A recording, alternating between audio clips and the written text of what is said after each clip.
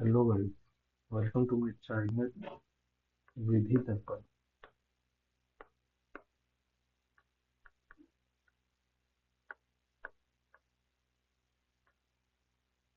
Today we are going to talk about the most important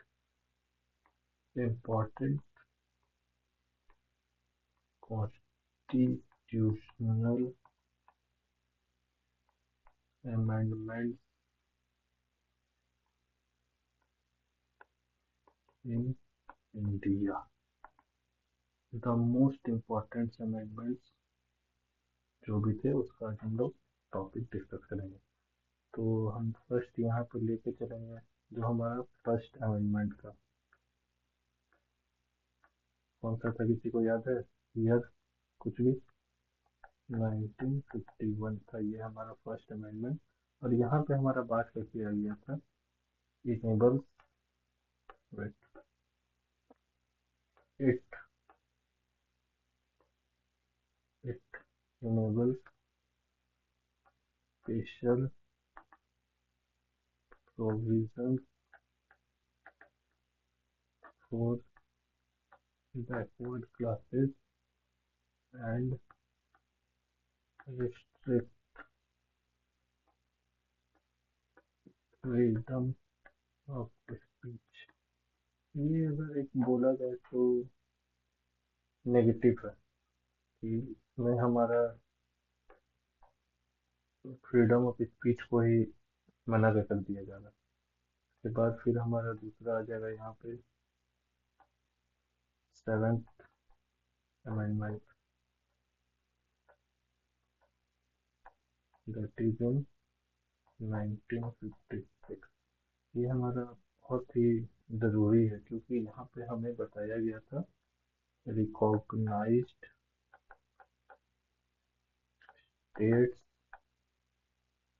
on the basis of linguistic line. हमारे राज्यों को यहाँ पे भाषा के आधार पर बांटा गया था, इसीलिए ये एक इम्पॉर्टेंट टॉपिक है। के बाद हमारा यहाँ पे आ जाएगा वेट।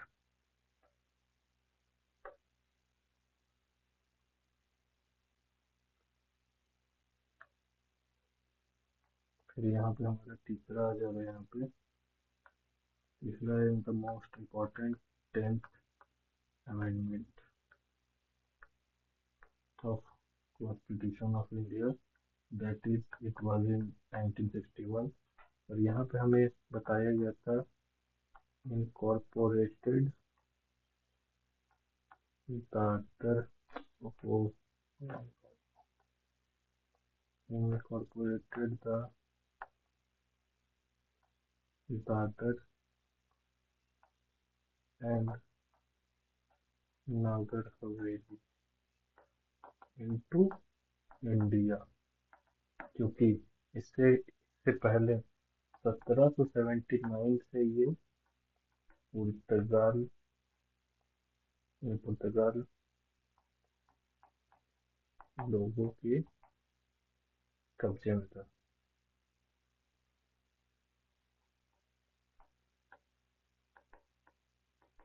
ओके। और ये हमें इंडिया में शामिल हुआ था 1961 में। ओके। अब हमारा फोर्थ आ जाएगा यहाँ पे 24th अमेंडमेंट, दैट इज इन 1971। ये भी हमारा एक बहुत ही इम्पोर्टेंट टॉपिक है क्योंकि यहाँ पे हमें बताया गया था affirmed parliament power to amend any part of the constitution. ये हमारा आया था गोलकनाथ केस से, अगर आपको याद होगा तो। Golaknath versus union of India, that is 1967।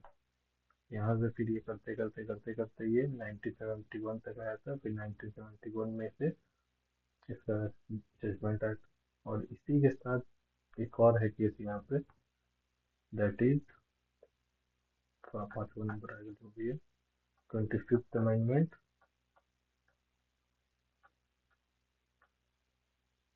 ये भी होगा 1971 का, और इसमें हमारा आया था restricted the right to property, privatising directive principle. यहाँ पे हमारा 25वां संविधान संशोधन में बताया गया था कि प्रॉपर्टी राइट्स सरकार कभी भी चाहे तो ले सकती है। पहले ये था हमारा एक राइट का हो सकता था, राइट टू प्रॉपर्टी, लेकिन इसको केशवानंदन भारती, इसके बाद यहाँ पे बोला गया कि right to property is not not more a fundamental right. छठा में हमारा आ जाएगा 36th अमेंडमेंट, दैट इज इन 1975, और इसमें हमारा एक राज्य जुड़ा था। ये था हमारा ग्रांटेड स्टेटहुड टू सिक्किम। ये 1975 में इंडिया का पार्ट बन गया था, 1975 में। ये आता है क्वेश्चन हमेशा, देखिएगा जीके जीएस से भी अगर आप देखिएगा तो इम्पोर्टेंट है, कोई और एग्जाम में भी ये उतना ही इम्पोर्टेंट है। सातवां में अब हम लेके आ जाते हैं से सातवां में अब हमारा आ जाएगा 42nd अमेंडमेंट, दैट इज इन 1976, और ये हमारा बहुत ही इम्पोर्टेंट है। बताइए क्यों 42nd अमेंडमेंट? ये हमारा आया था after the emergency period and all this, क्योंकि इंदिरा इंदिरा गांधी जी ने कुछ कुछ ऐसे ऐसे बदलाव किए थे कि पावर होने के पास रजिस्टर्ड, तो यहाँ पे बताया गया था introduced significant changes known as the, यहाँ पे मिनी कॉन्स्टिट्यूशन। यहाँ पे इतने बदलाव भी हुए थे कि इसको सबों ने नाम कर दे दिया मिनी कॉन्स्टिट्यूशन का। यहाँ तक आपको समझ में आ गया होगा। अब हम चलते हैं अपने 8वां नंबर पे। 8वां नंबर है हमारा, 8वां नंबर है हमारा 44th amendment, that is in year 1978। 1978 में ये आया था, और इसका था restored right curtailed by the 52nd Amendment and safeguard against misuse of emergency power। यहाँ पे हमें बताया गया था कि इसमें देखिए ये इम्पोर्टेंट है, क्योंकि इसने इमरजेंसी की पावर के दुरुपयोग, यहाँ पे थोड़ी गलती हो गई,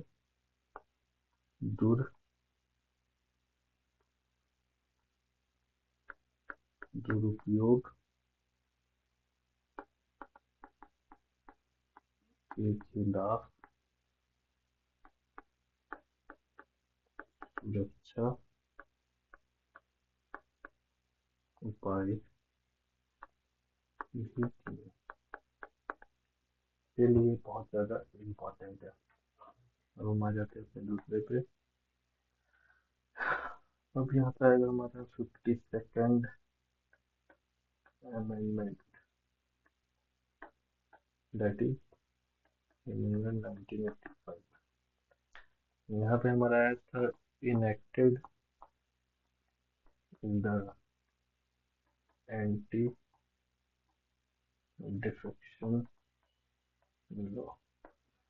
ये ये क्यों आया था एंटी डिफेक्शन? इसका मतलब आप समझ पा रहे हैं? इसका मतलब होता है जो दल बदल कानून।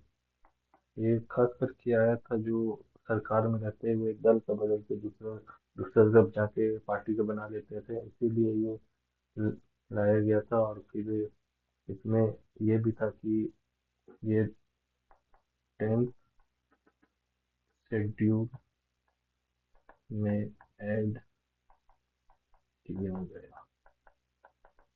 Can not be amended. 10th schedule की बातों को अमेंड आप नहीं कर सकते हैं, इसलिए इसको दूसरे शेड्यूल में डाला गया। उसके बाद हमारा आ जाएगा 10वां है शायद ना, 10th में आ जाएगा हमारा 61st amendment that is in year 1989। इसमें कैसे बताया गया था? Lowered the voting age from 21 to 18। पहले हमारा वोटिंग एज हुआ करता था 21, लेकिन उसके बाद इसको चेंज करके किया गया 18 साल एट द ईयर 1989 के बाद। हमारा अब आ जाएगा 11वें नंबर पे 73rd अमेंडमेंट। 73rd अमेंडमेंट तो इजी है, पता ही होगा। बलवंत राय कमेटी कौन सा लाया था, याद है ना? 1992 that is give constitutional status to Panchayati Raj system और इंस्टीट्यूशन, जो भी आप बोल सकते हैं। इसमें हमारे पंचायती राज सिस्टम को अधिकार मिला, पंचायती राज सिस्टम इस्टेब्लिश हुआ। और इसकी बात बहुत पहले से चल रही थी, क्योंकि गांधी जी ने भी बोला था कि हमारे यहाँ पे एकदम लोएस्ट से लोएस्ट को भी सरकार में शामिल होने या तो फिर मतलब कि अपना जो है नॉर्मल प्रॉब्लम सुलझाने का अधिकार होना चाहिए, तो इसीलिए ये आया था। उसके बाद फिर 74th अमेंडमेंट है दैट इज इन ईयर 1992। ये भी होगा। यहाँ पे बताया गया था हमें provided constitutional status to municipalities.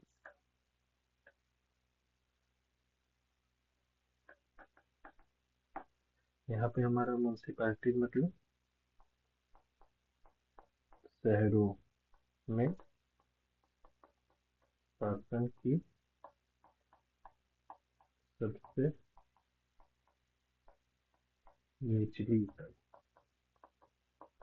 That is municipality. जैसे साफ साफ सफाई करना है शहर का कुछ, मतलब एकदम मिस मिसलिनियस वर्क, तो अब तो हमेशा तो विधायक और एमपी और एमएलए के पास जा नहीं सकते हैं, विधायक और सांसद के पास। इसीलिए उसको लाया गया क्योंकि आप अपने शहर का ध्यान खुद से रखते हो। यहाँ पे इन्हें कुछ राइट्स भी दिए गए, जैसे टैक्स टैक्स भी ये कलेक्ट कर सकते हैं, पार्किंग से, फिर इधर उधर से जो भी छोटा मोटा इन्हें कुछ कुछ दिया गया है यहाँ पे। इसके बाद हमारा आ जाएगा 13वें नंबर पे 86 amendment that is in year 2002। यहाँ पे हमें क्या बताया गया? बताया गया made education of child under 6 to 14 years age नौवा फंडामेंटल बच्चों के लिए इसे किया गया था, यहाँ पे उन्हें अधिकार मिलते थे। अब 91st अमेंडमेंट यहाँ पे आया था, ये 2003 में। Limited the size of the council of minister, जितने भी जो भी चुने गए हैं मिनिस्टर, उसमें से बस 15% को ही आप मंत्री बना सकते हैं।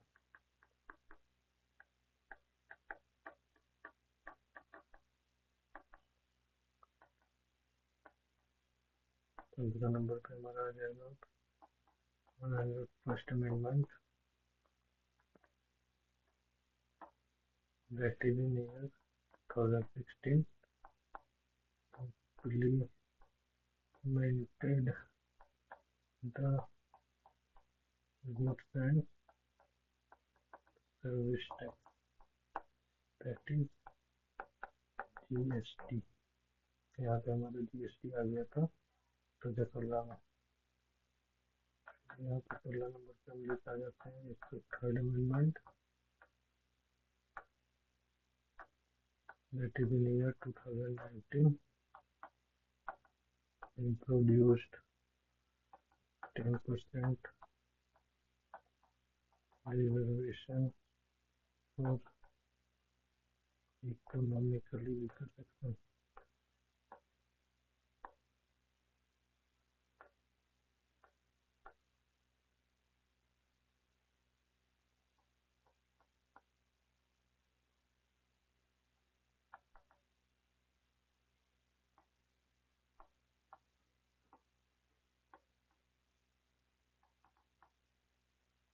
weaker section economically weaker section, that is EWS को 10% रिजर्वेशन मिला 2019 में मोदी मोदी सरकार के राज में। और then 104th amendment and the last, that is in year 2020 removed Anglo-Indian reserved seats in Lok Sabha and State Assembly। यहाँ पे समझ में आ गया? Thank you.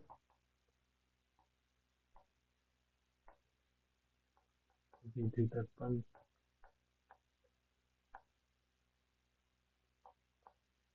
YouTube channel.